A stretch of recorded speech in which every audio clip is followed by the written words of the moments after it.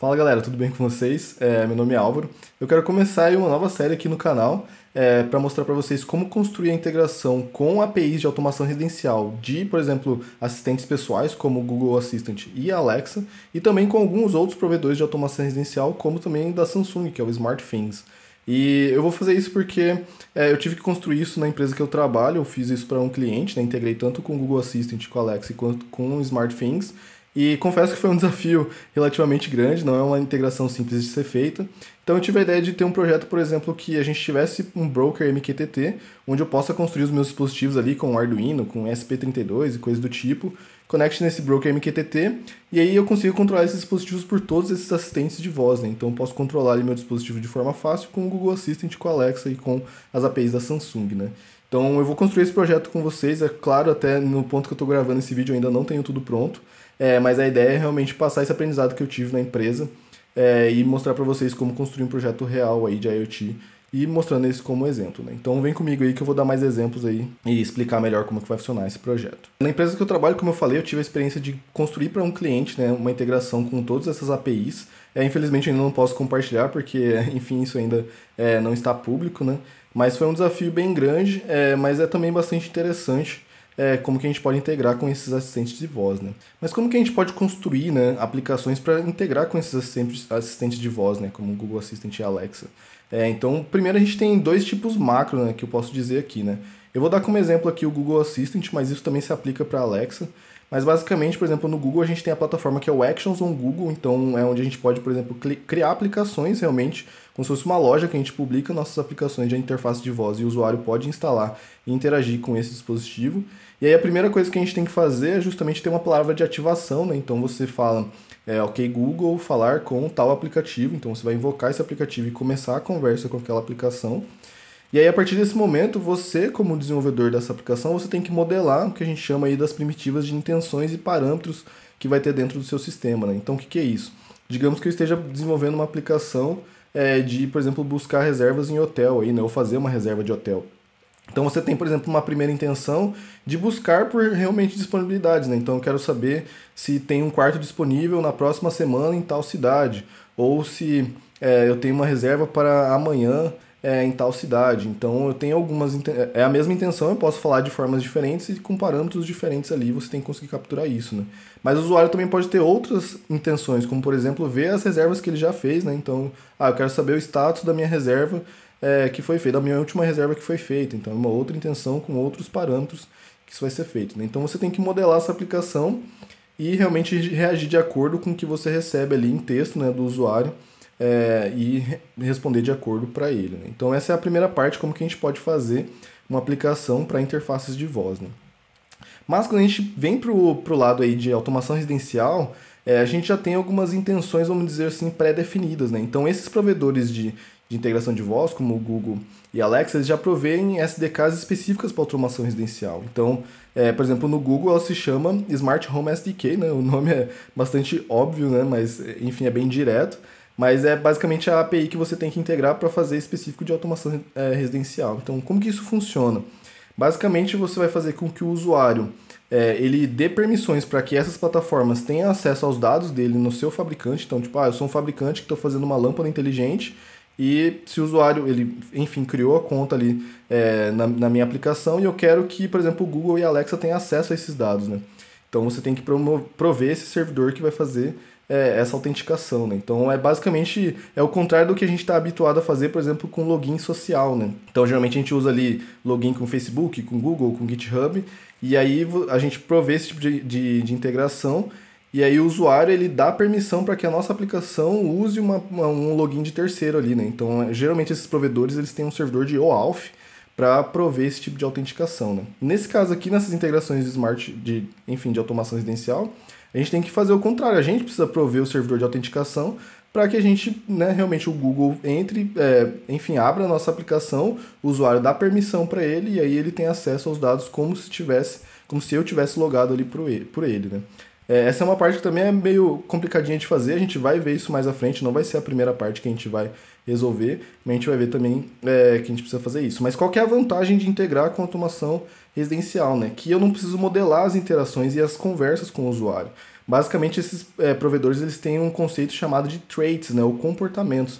Então, a partir do momento que o usuário conectou com a minha plataforma nessas APIs de automação residencial, eu vou falar que meu usuário tem determinados dispositivos e cada um desses dispositivos tem esses comportamentos. Então, o que são esses comportamentos? Ele pode ter um comportamento de controle de brilho, de trocar de cor, de controlar a velocidade de um ventilador, de desligar e ligar um ventilador, de mudar a temperatura do ar-condicionado, vários comportamentos diferentes. E essas APIs elas já têm toda a modelagem da conversa, quais os parâmetros que o usuário pode passar, quais as formas diferentes que ele pode pedir isso. Então fica muito mais fácil para a gente, porque a gente só precisa avisar quais dispositivos e comportamento que ele tem e, enfim, também reagir a determinadas chamadas, né? Então, por exemplo, o Google e a Amazon, eles podem perguntar para mim, beleza, tal lâmpada tá ligada ou não, né? Então, eu tenho que responder isso para ele. E também, se o Google e a Alexa mandar um comando para o meu sistema, eu tenho que também reagir a esse comando e mandar para o dispositivo, né? Então, a gente também precisa lidar com isso, né? Então, basicamente é isso que a gente precisa. Primeiro, lidar com essa parte de autenticação e também receber essas requisições de controle e também de status desses dispositivos, né? Então, e aí a partir desse momento, o usuário pode controlar em várias línguas, então isso já vai estar modelado nesses sistemas de automação residencial. E o mais legal, você não precisa da parte de palavra de ativação, né? Então você pode falar diretamente, controlar minha lâmpada, colocar em tal cor. Então isso fica muito mais fluido e mais rápido, principalmente no contexto de automação residencial, onde o usuário pode estar andando na casa, ele pode invocar o assistente de voz rapidamente e controlar um determinado dispositivo.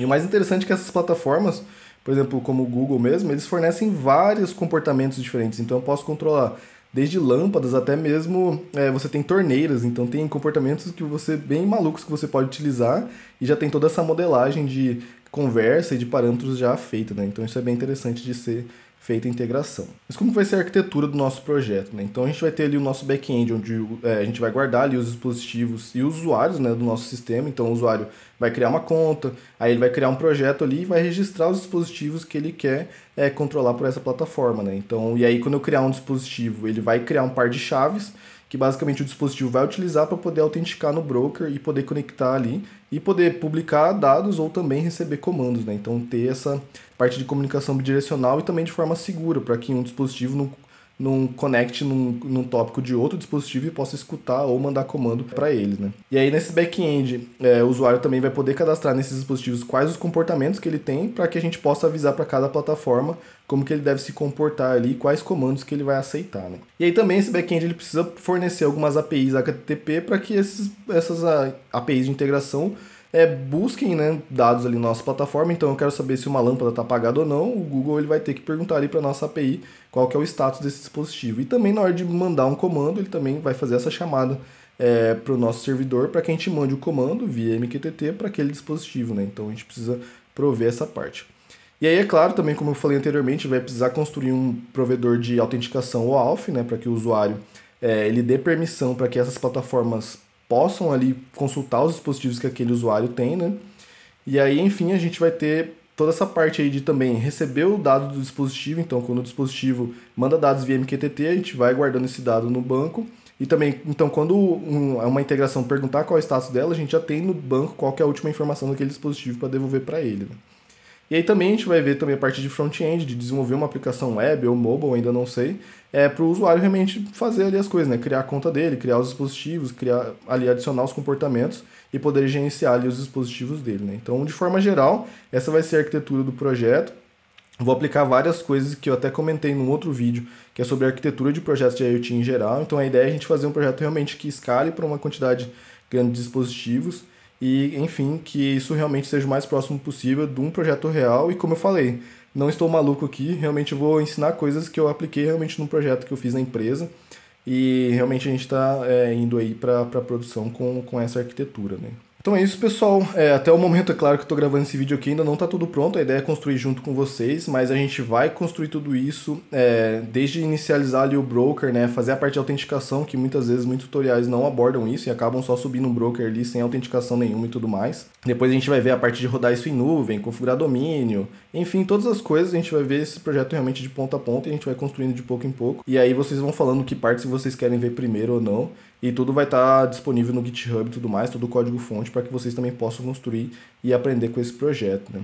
Espero que vocês gostem dessa nova série. O próximo vídeo vai ser sobre como levantar esse broker MQTT com autenticação. E aí, enfim, a gente vai evoluindo aos poucos esse projeto e construindo ele junto. Então, conto com a presença de vocês aí nos próximos vídeos e até a próxima.